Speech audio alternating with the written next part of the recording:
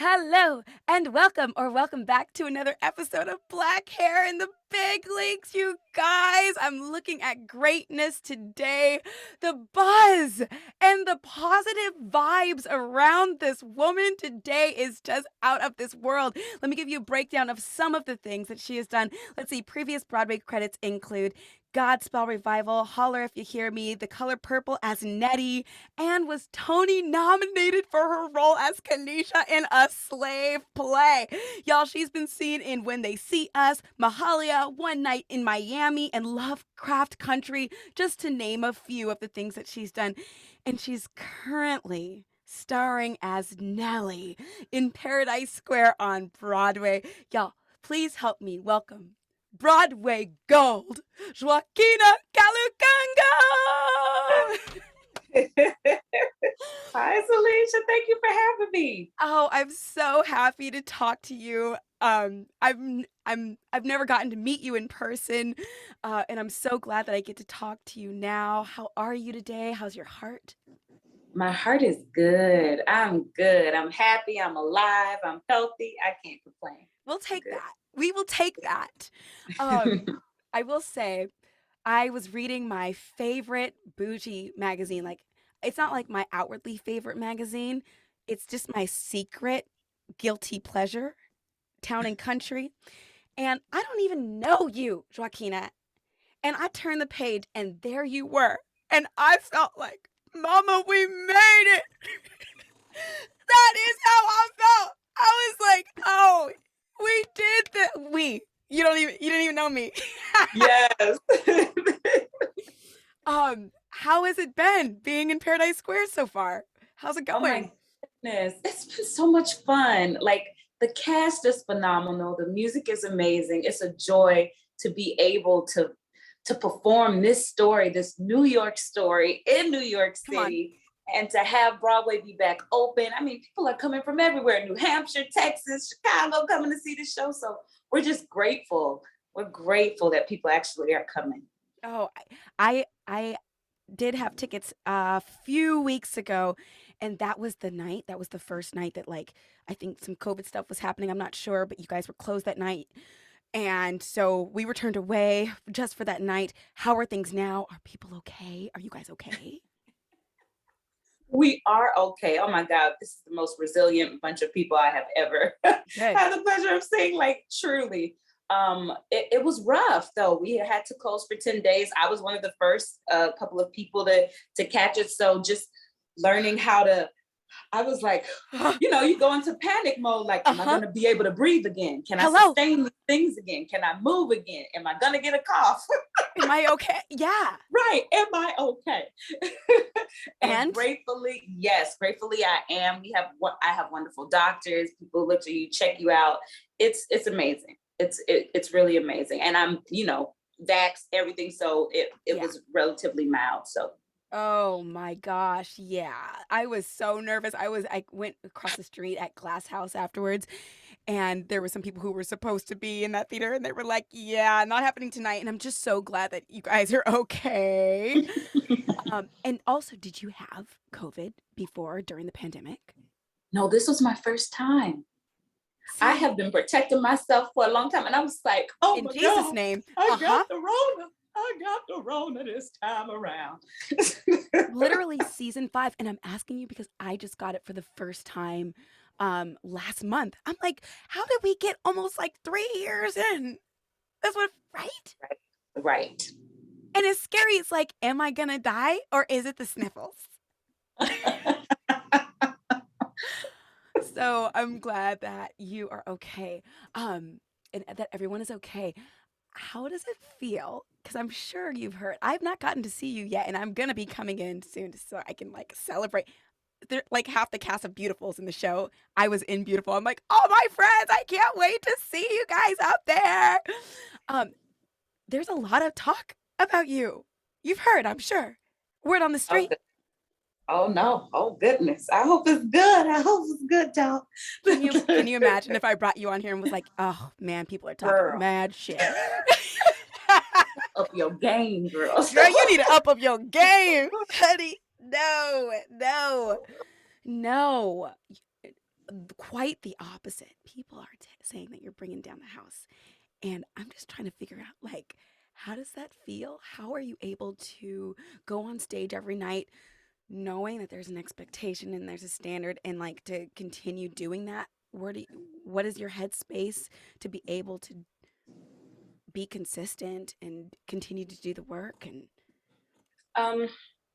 I think one, it comes from the work. I was so excited by this to lead a Broadway musical. This is my first time. So like, I am just like, faced a huge fear of mine doing it. And I'm enjoying every second of it. I don't want to take any of this for granted. So as much as I can, drinking lots of water, getting massages every week. I take voice lessons with Joan later every week.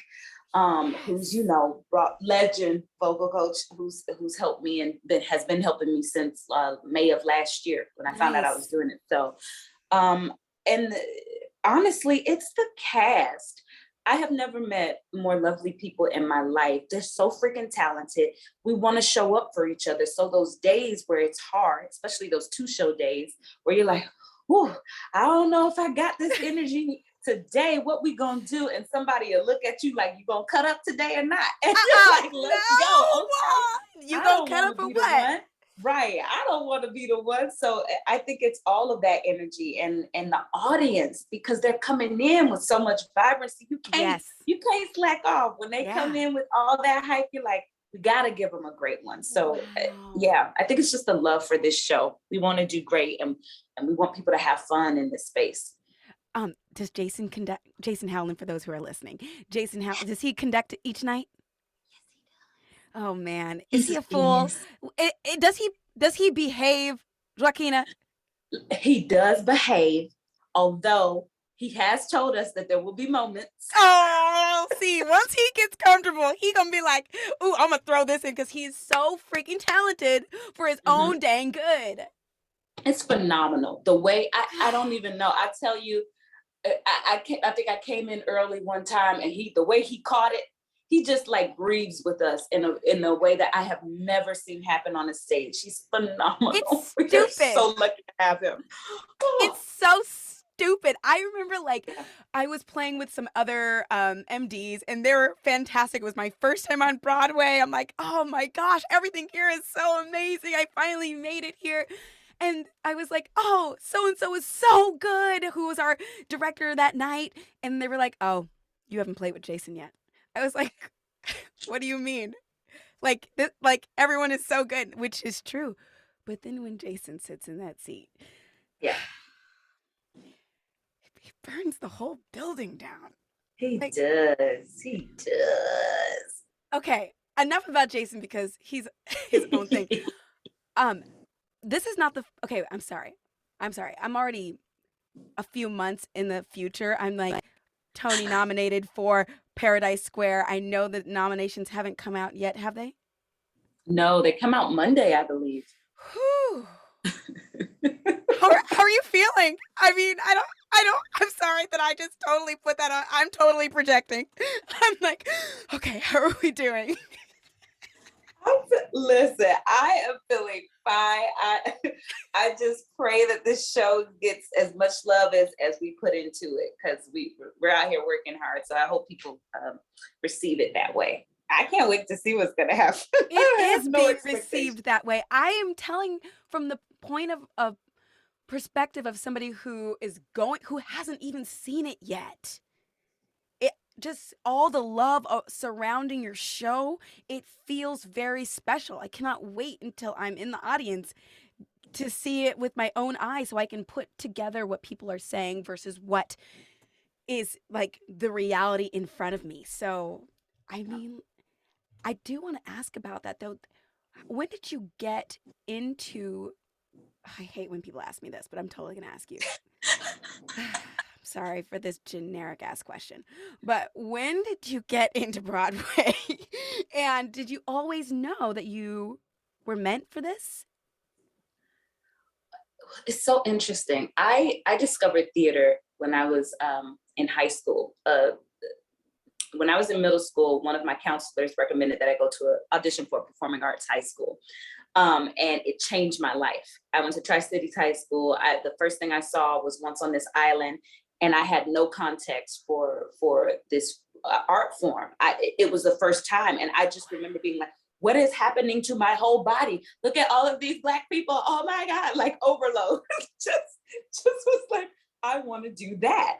And once I graduated from college, it became the thing of like, where do you go, right? Do you stay in New York City? Do you go to LA? What's the route? And I decided to stay in New York, and I was blessed right out to swing for rent at New Orleans. I was like a vacation swing for a week, and then I ended up booking an understudy for Godspell, and I changed my life. Lindsay, the entire cast was freaking phenomenal. So I'm just like watching, just trying to absorb everything from all of these amazing giants. And yeah, I love theater. I love telling stories. So it's been a part of my life since I was 14. I want to continue to do that. I think at my core, I'm a storyteller. So in whatever way, whatever art form that comes, I'm going to always do that. And it just so happens that this is a story I really want to tell. So I'm excited to be back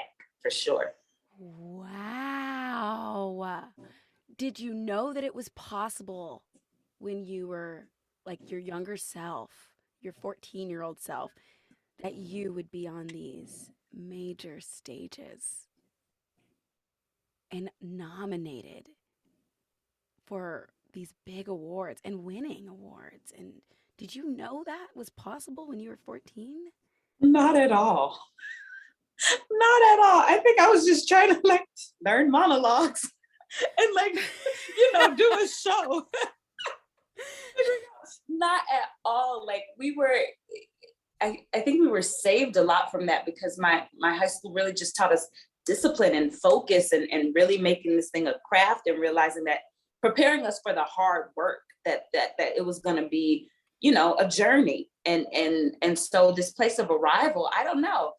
I couldn't see it for myself. I mean, I saw glimpses, right? Of course, like Heather Headley. Yes.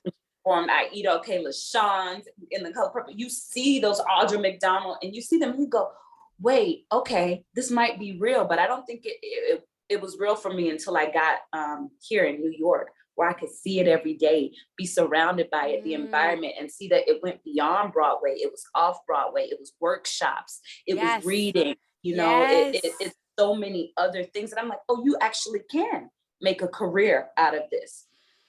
So yeah. Ooh, was there a switch of, okay, I'm doing this thing. Okay, wait, let me see if I asked this correctly. Was there ever did you always have the confidence that you have now, or did you wake up one day and it just click? Definitely did not have the confidence, for sure. I think the pandemic did a number. I think, and right before that, I had lost my father to cancer. And so my outlook kind of completely changed. And I also have a little boy. And so like the drive, oh yeah, he's delicious. And I think it changed my entire framework of like, I have to be the person that I want him to be in this world. You know what I mean? He has to see his mommy at her best. I got to make sure my headspace is together. I got to make sure that I'm operating in a way that he can follow and look at. And so a lot of it became, you actually know a lot. You can voice your opinion. You don't have to be scared anymore. You have thoughts, put them into the room. Don't hide anymore. Stop operating out of fear. Walk into this space. Realize there's one beautiful quote. It's like, you have nothing to prove and everything to share. And I wish more people would incorporate that of like, these auditions, these jobs, we hear so much rejection, and none of it has nothing to do with us or our talents. It's really about going into that space and being like, I have this thing to share, and I'm about to share it, and it's going to be bomb for a minute, and you're going to have a good time, and then I'm going to forget about it. whatever that looks like, whether it's you getting a Kit Kat after, a coffee, a drink, just forget about it and keep operating in that space. Because I do think that energy comes back. But the minute we lock into fear, it kind of blocks, it stops us from accessing our full beings in a real way and being alive and in the moment. So you learned all this in the pandemic? No, I mean, of course, this is a long journey of things, for sure. But I do feel like watching, and we were all watching people die every day on the news, that type of urgency of like, life is short. Yeah. Why would I not do everything I possibly could to give my all? I don't know when this thing is going to end, so I'm going to rock this thing every possible moment I can, of just being our full selves. And I think, there was so much happening. We're not putting up with with a lot of things anymore, I think. And I think that's a great way to keep moving forward, for sure. Yeah, I hear you and I agree. And I'm like, yes. But also before the pandemic, you were killing it in a slave play. I did see you in that. And you know what? It's a rare opportunity. I'm like, I get to ask you, what is a slave play in your words? Like, Jesus. I know. I come up so speechless. The times, especially when it was playing, everyone's like, well, what did you think? Well, what did you think? Like, that was one show that got people thinking and talking, and most of the time I was always speechless. I'm like, I have no idea. I have no. So wait, in your Me too. Me too. Oh my God. I wish I had a simplified answer, but I don't think. I think it's so many things. I think that's the beauty of this work, of it leaves you with so many questions and not many answers, right? So many questions and not many answers. Right. And you can apply it to anything. I think it's about power dynamics. I mean, I think it's so many different things. Oh my, just share just one with me so I could just have one thought to bite on. Like, just one gem of what you think.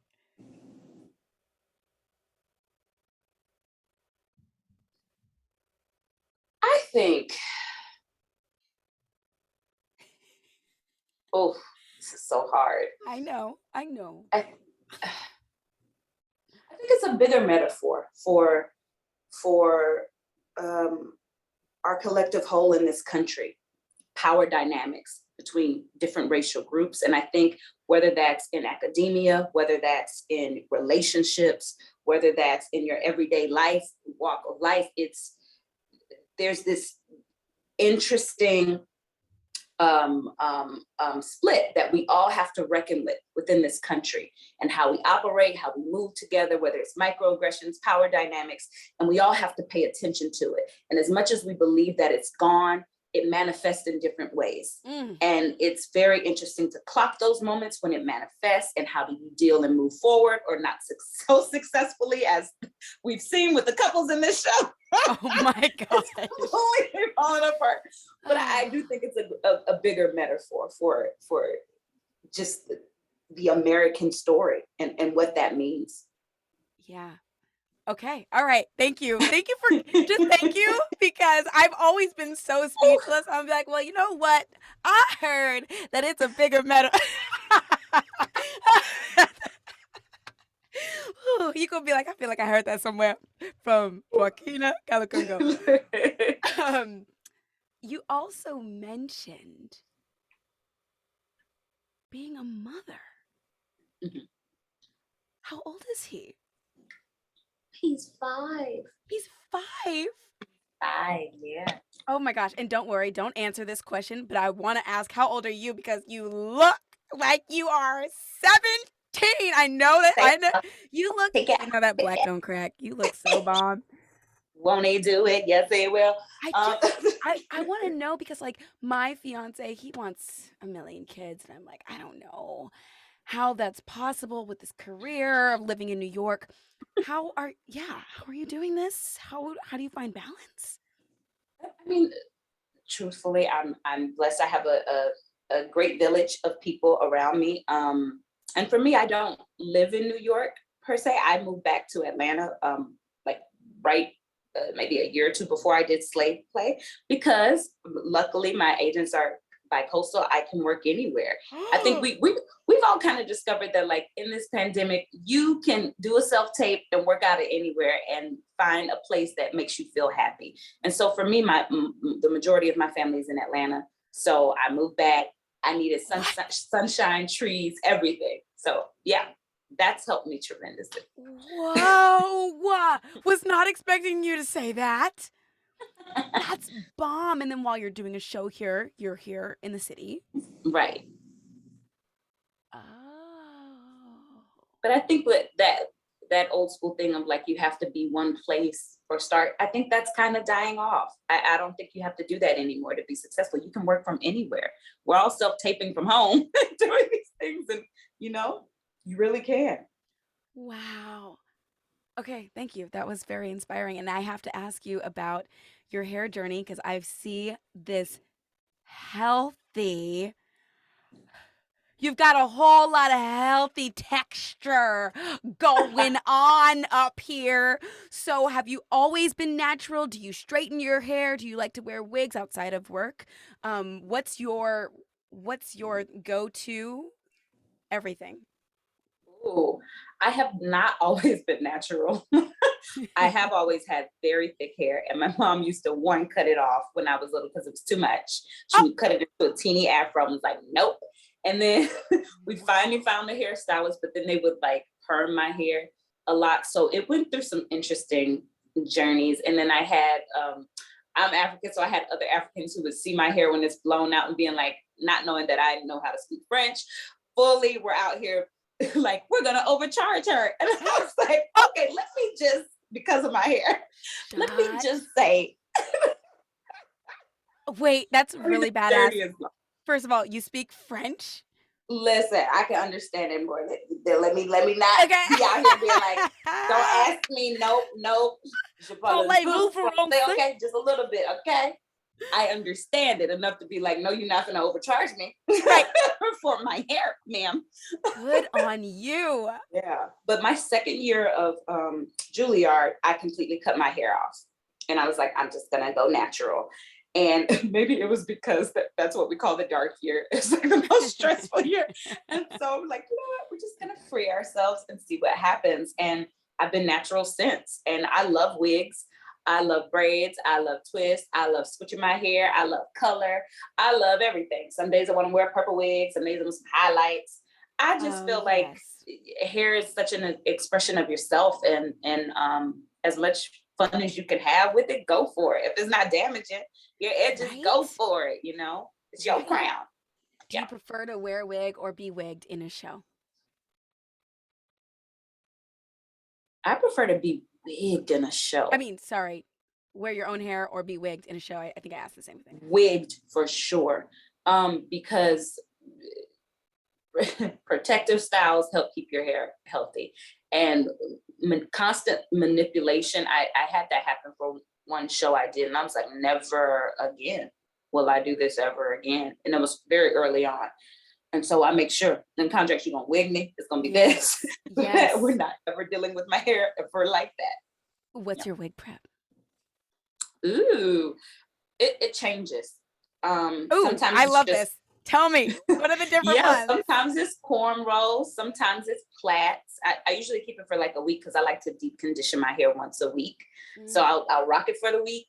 And then, so it's either some type of, I don't like really, really small cornrows because I don't have the energy to be taking it down all day like that. So I usually do like 6 or 5 really big cornrows, call it a day, or a couple of plaits, pin it up, or some twists, pin it up.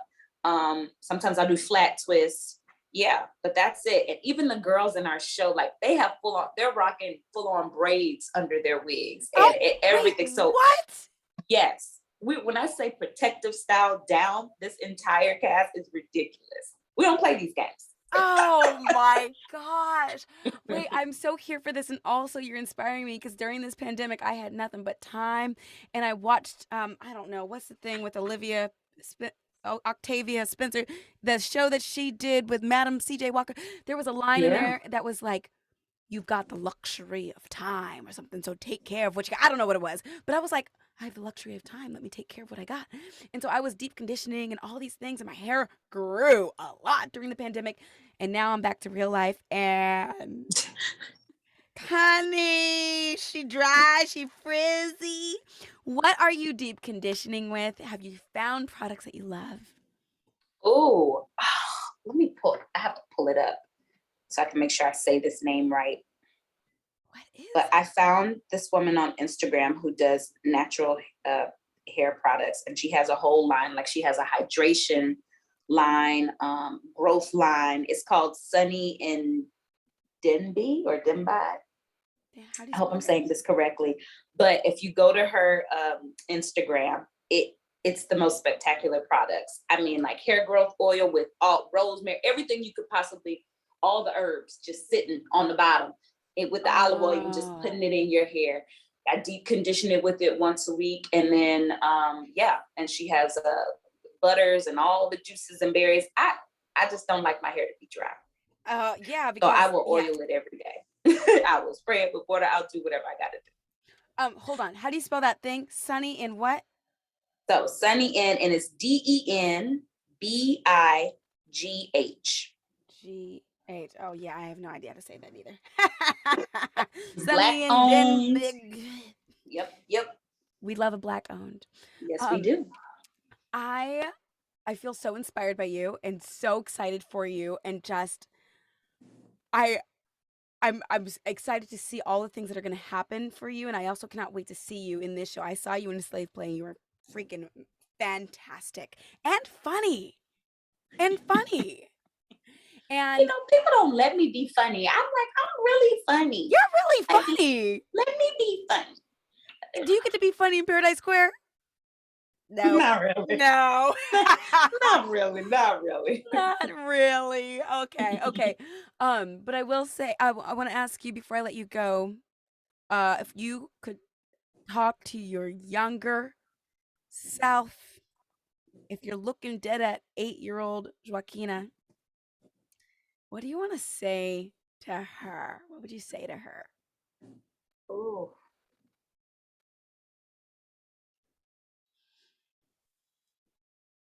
Stop hiding. That's what I would say. Stop hiding.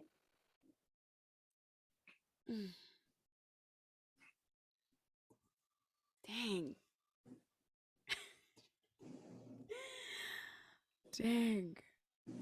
Okay. I'm sorry. Let me just take that one in for myself. 8-year-old. 28-year-old. 30-year-old Salisha. And then also, if you were going to give advice to aspiring actors in the business or trying to get into the business, or if you went and spoke as an alum at Juilliard to the students, what would you tell them? If you could do anything else, do it. If this is what you love, then chase it by all means. Stay learning. I think you can constantly grow in this thing. You can become a writer. There are just other avenues that don't just involve acting. And so I think I'm a personal believer of multiple checks. I like multiple streams of income. As an artist, I don't ascribe to the starving artist notion. So I do think that if you know for sure that like this is not the thing that you love, then do something else, because it's going to take all of you to stay in it, to bring your full self to it. And read, live life, have fun, get your heart broken. You know what I mean? Go see some great art. Wow. Kiss some frogs, do whatever you need to do, but fully just live. I think that's the biggest thing. You got to be a person first in order to inhabit so many lives. You got to have somewhere to pull from too. Oh, that's great. How can people find you? Hey, they can find me on Instagram at Joaquina Kalukongo. Beautiful. That's really all I'm on. That's really what? I said that's really all I'm on. I ain't on Twitter. I ain't Facebook like that. No, just Instagram. And they can come and get a ticket to see your show.